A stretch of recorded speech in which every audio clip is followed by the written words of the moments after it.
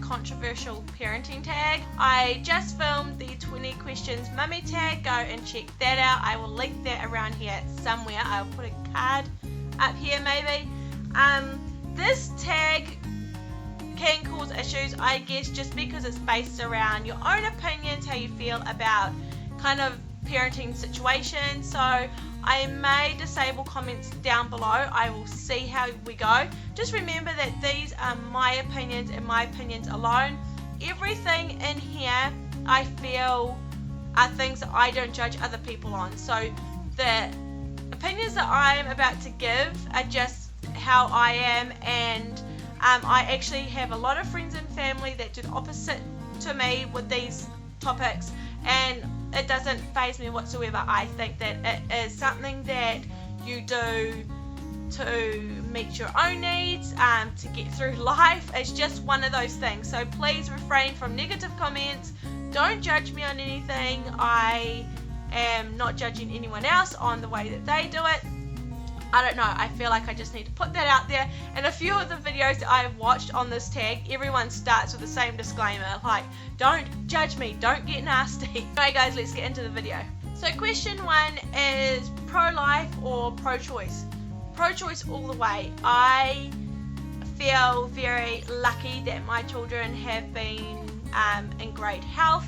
I have had so much love and support around me. I feel safe having children and having them in my home and in my life. I feel like they are safe and loved, but not everybody is able to feel that way. I never ever judge. I've had friends and family that have been in these situations, and I just feel that people have to do what's right for them. We don't live their life. We have no idea what they're going through, or what they could go through, or what their babies are going to go through, how their babies are going to feel, like if they're sick and going to have lifelong issues, if they feel like the world, their world in particular, their living environments aren't going to be safe, if just anything like that. I can't say I understand because I've never been in that situation, but I don't judge them. Topic 2 is about baby wearing. I think it's neat. If I could have, I would have done it with Grayson. To a point, I carry him around a lot. I hold him a lot. I did with all my babies. I wasn't one to put them down when they're sleeping. I would hold them. I kind of, to a point, semi-co-sleep. I love having my babies close to me. I understand why people don't do it, and they want their babies in routines, or they want their baby to get used to settling themselves, or just being on their own.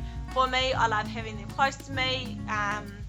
I'm very clingy to my children, I guess. I don't know, they're not going to be this little forever. So really, if you're in a baby wear, go for it. I wish I had. I just never really got around to buying the wraps or the slings or anything like that. It was just one thing I forgot all about until he was born. And then I looked into it, and in the end I just never got around to it. But yeah, I think that it's neat, and I think children probably really benefit from it. Topic 3 is circumcision. I don't really have much to say on circumcision. Obviously I've read a lot of horror stories, as you do, because generally when something like that goes wrong, it's in the news, or there's always an article written on it. But there are so many kids out there that probably have had it done, obviously, and it went fine, and they're fine. So really, I don't have much to say on it. I think here in New Zealand it's not a big thing. I never had a doctor or a midwife ask me if I wanted my boys circumcised. But yeah, I don't really have much to say about it. I don't think it's up to me what people do with their little boys. It's up to them. So yeah, not much to say on that topic. Adoption. I think adoption is great. If we had struggled to have our children, it's something that I would have really thought about. I think it is like the greatest thing that there are people out there that know that their children aren't going to have great lives and want to give them a great life, and then there's those people out there that just want to give a baby a great life and welcome them into their home and raise them as their own. I think that it is neat. If we had gone through it at all, I would have done like an open adoption. I think that's cool. There's no secrets.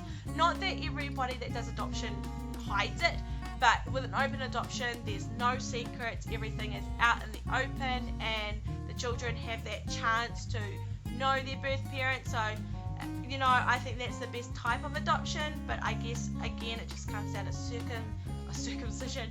It comes down to circumstances and all that type of thing, but I think it's great that it's something that is able to be done, and it's done all over the world, and there are kids out there that have just wonderful lives because you can legally adopt. The next topic is baby piercing.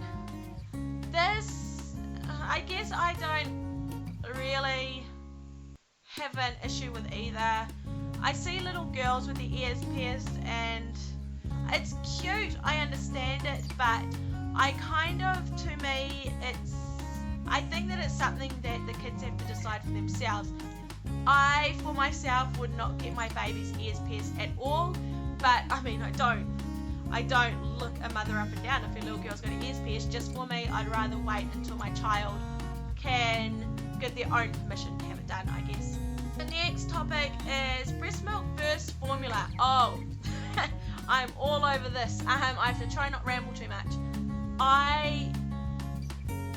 Feed your baby what that baby needs to grow. I am so sick of the huge torment that mothers are given, like the pressure. I know all too well what it's like. I mean, I am breastfeeding Grayson now, fine, but you all know if you follow my channel that it has not been an easy ride, and I nearly gave up so often. The reason I didn't give up is the pressure and the guilt that I felt for my baby. I was like, he enjoys this, it's good for him, why would I give up? Just persevere, Emma. And that wasn't because of him, it was because of everyone saying to me, you're doing so well, keep going. And it was good getting the encouragement, but at the same time, it was kind of like, you know, it would have just been nice to be told, you're allowed to take him off, he won't mind, he will do great either way. And I did get that, like my mum was great, but yeah, there's just so much pressure out there. I have no judgment on this whatsoever. Feed your baby what you need to feed your baby, help your baby grow and to be healthy. Who cares what your baby is having as long as mummy is doing okay and baby is doing okay? I am overhearing about it, I really am. The next topic is spanking. I don't know, we don't smack our children. That's not saying that they've had little smacks in their hands in it, because they have, but generally you ask our children when the last time they were smacked and they probably don't know. Me and my husband were talking about this the other day, and I just don't think it comes up. I think if they're being naughty or playing up, it only takes us to kind of yell at them. And don't judge me on that, but it just takes you to get stroppy and yell at them that they tend to stop. There's smacking, and then there's purposely hurting your child. You don't beat your children. You don't whack them with force or any object or anything like that. Just, that is not right, and that's a whole nother topic. So my stance on smacking, I don't think there's anything wrong with a little smack if you have to do it, but yeah, there's something wrong with other things. Next one is co-sleeping. So I don't have an issue with co-sleeping either.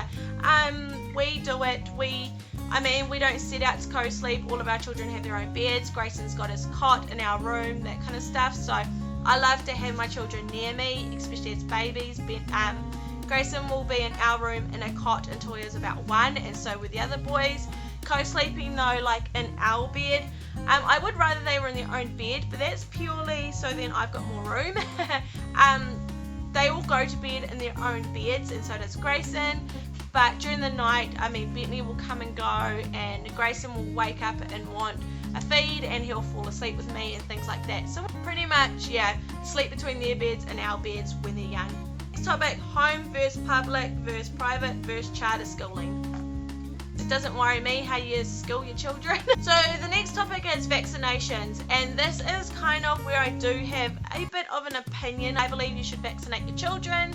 We have had a huge measles outbreak here, and we actually were told the other day that we may have been around measles. Luckily we haven't, and the child that we were around was safe and healthy, which means my children are. However, before we found that out, Bentley had been to daycare, and Bentley's in the middle of vaccinations right now because he's not old enough to have his last one. So he could have picked it up if Grayson had got it and taken it to daycare, around 60 odd children. And I see how just fast it travels, how it's just so quick to just go from kid to kid to kid to kid. And so I really do believe people should vaccinate their children. However, I understand why people don't. I understand that people are scared of risks and their children react and just putting stuff in their children's bodies. And I do believe it's an individual decision.